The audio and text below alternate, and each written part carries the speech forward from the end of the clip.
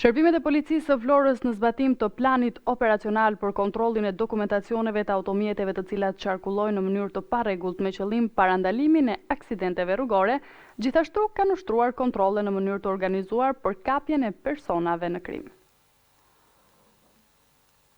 Plan masash për rritjen e parametrave të sigurisë duke ushtruar kontrolle të ndryshme gjatë javës dhe fundjavës në të gjithë qarkun e Vlorës. Shërbimet e policisë së Vlorës në zbatim të planit operacional për kontrollin e dokumentacioneve të automjeteve që qarkullojnë në mënyrë të parregullt me qëllim parandalimin e aksidenteve rrugore, gjithashtu kanë ushtruar kontrolle në mënyrë të organizuar për kapjen e personave në kërkim, kundrejt personave që disponojnë armë pa leje, si dhe për goditjen e trafikut të lëndëve narkotike me qëllim rritjen e parametrave të sigurisë së qytetarëve. Në zbatim të këtij plani masash, në të gjithë qarkun e Vlorës janë angazhuar shërbime të caktuara të cilat kanë ushtruar funksionin e tyre në mënyrë të organizuar nëpërmjet pikave të kontrollit të ngritura jo vetëm në akse rrugore, por edhe në ambiente të ndryshme, lotosporti, lokale nate e të tjerë. Dhe konkretisht nga policia e Vlorës, Sarandës dhe Delvinës në total janë kontrolluar gjithsej 566 automjete, janë kontrolluar dhe verifikuar 428 persona, janë marrë gjithsej 65 masa administrative, 19 prej tyre për xhamat e zi të automjeteve.